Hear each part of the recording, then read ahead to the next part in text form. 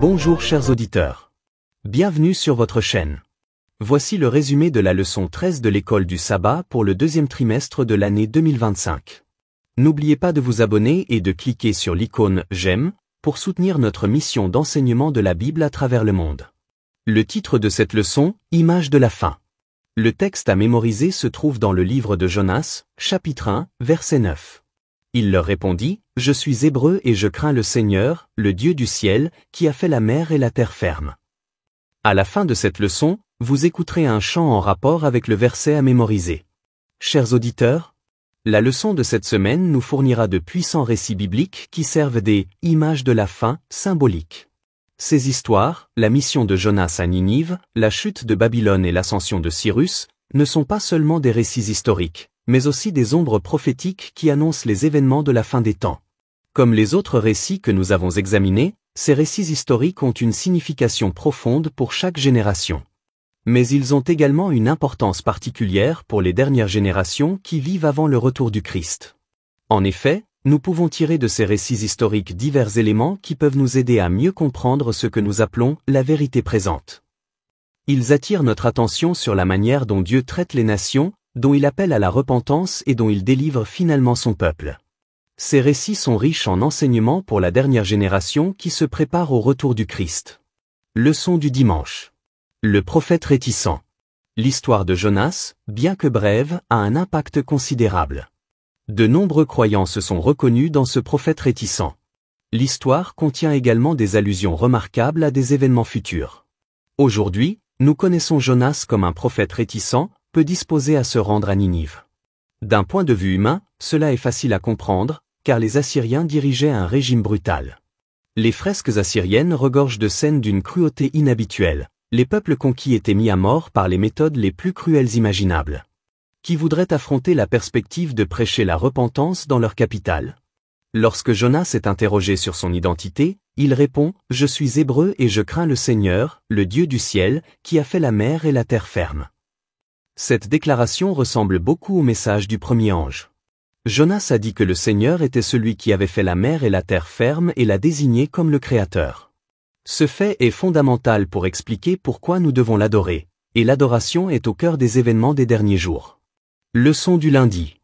Jonas et l'appel à la repentance. Jonas avait un message très clair pour le peuple de Ninive. Et Jonas commença à entrer dans la ville dès le premier jour de marche. Puis il s'écria, « Encore 40 jours, et Ninive sera détruite. » Cela semblait assez clair, l'endroit était condamné. Après tout, n'était-ce pas là la parole directe d'un prophète du Seigneur? Le voyage réticent de Jonas à Ninive est plus que l'histoire d'un prophète essayant d'échapper à sa vocation. C'est une fenêtre sur la miséricorde, la justice et le pouvoir de la repentance de Dieu.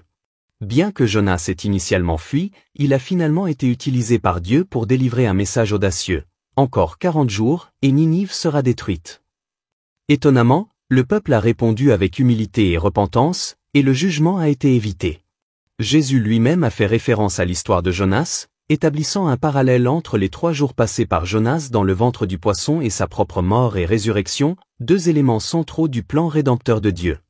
Cela reflète l'appel des derniers jours dans Apocalypse 14 et 18 à proclamer le jugement et à appeler les gens à sortir de la Babylone spirituelle. La confession de Jonas reconnaissant Dieu comme le Créateur de la mer et de la terre fait écho au message du premier ange appelant à adorer le Créateur. Tout comme Jonas a dû proclamer un message impopulaire, le peuple restant de Dieu dans les derniers jours est appelé à avertir le monde, même face à l'opposition. L'expérience de Jonas révèle un principe biblique clé. Certaines prophéties sont conditionnelles. Les menaces de jugement de Dieu peuvent être suspendues lorsque les gens se repentent, comme dans le cas de Ninive. Ce principe est expliqué dans Jérémie 18, versets 7 à 10. Dieu se repent lorsqu'il y a un changement sincère. Cependant, d'autres prophéties, telles que celles concernant la seconde venue, la marque de la bête ou les derniers fléaux, sont inconditionnelles. Elles se réaliseront. Ce qui est conditionnel, c'est la manière dont les individus y répondront. Écouteront-ils l'appel de Dieu ou y résisteront-ils? Leçon du mardi. Le festin de Belshazzar.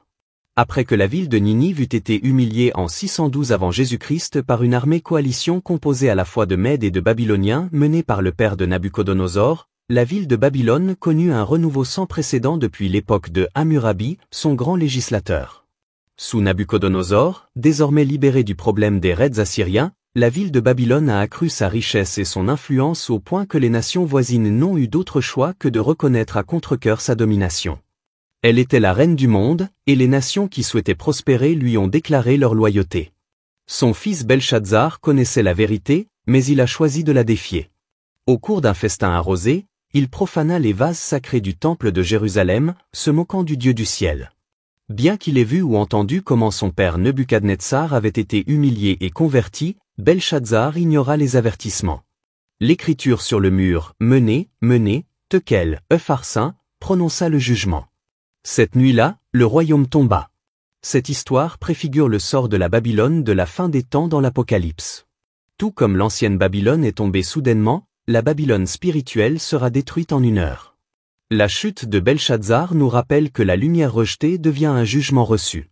La crise finale concernera également les personnes qui ont reçu la vérité mais ont endurci leur cœur. Leçon du mercredi. L'assèchement de l'Euphrate, image prophétique. L'une des forces de Babylone était la façon dont l'Euphrate coulait sous ses murs, fournissant à la ville un approvisionnement illimité en eau. La chute littérale de Babylone est survenue avec l'assèchement de l'Euphrate, qui a permis à Cyrus et à son armée d'entrer dans la ville sans être remarqués. L'historien grec antique Hérodote nous dit que ceux qui vivaient au centre de Babylone n'avaient aucune idée que les faubourgs étaient tombés, car c'était une période de fête, et tous dansaient et s'adonnaient au plaisir. Cet événement historique trouve un écho dans Apocalypse 16, verset 12, où l'assèchement de l'Euphrate prépare symboliquement la voie au roi de l'Orient, une référence au retour victorieux du Christ. Tout comme Babylone est tombée lors d'une nuit de festin et de déni, la Babylone de la fin des temps tombera alors que le monde se livrera à une ivresse spirituelle, ignorant les signes du retour du Christ. Jésus a mis en garde contre cela dans Matthieu 24 verset 42. Veillez donc, car vous ne savez pas à quelle heure votre Seigneur viendra. Tout comme Babylone est tombée de manière inattendue, beaucoup dans les derniers jours seront pris au dépourvu, non pas par ignorance, mais par incrédulité et complaisance spirituelle. L'appel reste le même. Soyez revêtus et vigilants, de peur de marcher spirituellement nus et honteux. Leçon du jeudi. Cyrus, une préfiguration du Christ. Lorsque Cyrus a pris la ville de Babylone, les années de captivité du peuple de Dieu ont pris fin, et les Perses ont permis aux Juifs de retourner dans la terre promise et de reconstruire le temple. Cyrus, roi de Perse, est décrit comme loin de Dieu en raison de son rôle dans la libération d'Israël de Babylone et dans le fait d'avoir permis au peuple de retourner dans son pays et de reconstruire le temple. Bien que païen, Cyrus est devenu un instrument de la volonté de Dieu. Sa conquête de Babylone et son décret ne sont pas seulement des jalons historiques, mais aussi des types prophétiques. Cyrus annonce Jésus, le véritable oint qui viendra de l'Est, renversera la Babylone spirituelle et délivrera son peuple fidèle pour le conduire vers la terre promise céleste. L'ordre original des livres de l'Ancien Testament a été modifié à notre époque pour se terminer par Malachie, mais à l'origine, c'est là que se terminait l'Ancien Testament, avec cette déclaration de Cyrus. Le prochain épisode du canon des Écritures serait Matthieu, qui commence par la naissance du Christ, l'antitype de Cyrus. Cyrus orchestrerait la reconstruction du temple terrestre, Jésus inaugurerait son ministère dans le sanctuaire céleste, menant à son retour et à notre libération. Cyrus, bien sûr, n'était pas une représentation parfaite du Christ, aucun type ne correspond parfaitement à son antitype, et nous devons veiller à ne pas accorder trop d'importance à chaque petit détail. Néanmoins, il fonctionne globalement comme un type de sauveur. Cyrus, comme Nabuchodonosor avant lui, était un souverain dont le rôle a été façonné par la providence divine. Son décret a mis fin à l'exil juif et a ouvert la voie à la restauration du culte au temple, qui, des siècles plus tard, a préparé le terrain pour la première venue du Christ. De la même manière, les événements d'aujourd'hui s'alignent pour préparer le monde à la seconde venue du Christ. Leçon du vendredi. La vision d'ensemble, la souveraineté divine sur les nations. Le message prophétique est clair, chaque nation est mise à l'épreuve, chaque génération est avertie et chaque individu est invité à réagir. Sir Ellen G. White nous rappelle que la main de Dieu est sur l'histoire, guidant l'ascension et la chute des empires pour accomplir ses desseins. Le message final de l'Apocalypse appelle le monde à prendre une décision. Les gens resteront-ils à Babylone ou sortiront-ils pour rejoindre le reste fidèle de Dieu? En conclusion, Image of End n'est pas seulement une étude d'histoires anciennes, c'est une révélation de la façon dont Dieu œuvre à travers le temps pour appeler les gens à la repentance, mettre les nations à l'épreuve et sauver son peuple. Ces récits de Jonas, Belshazzar, Cyrus et Babylone sont les ombres des événements à venir qui se dérouleront juste avant le retour de Jésus. Leur message ultime est que Dieu est souverain, que ses avertissements sont réels et que sa miséricorde est accessible à tous ceux qui le choisissent. À l'approche des derniers jours, le moment est venu d'entendre l'appel, de sortir de la Babylone spirituelle et de vivre fidèlement dans l'attente de notre libérateur. Que Dieu vous bénisse.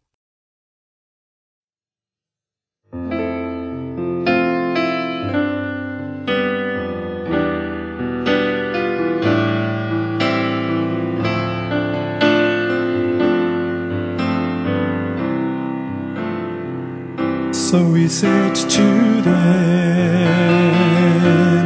I am a Hebrew, and I fear the Lord, the God of heaven, who made the sea and the dry land. Jonah chapter 1 verse 9. So we said to them, I am a Hebrew, and I fear the Lord, the God of heaven, who made the sea and the dry land. Jonah chapter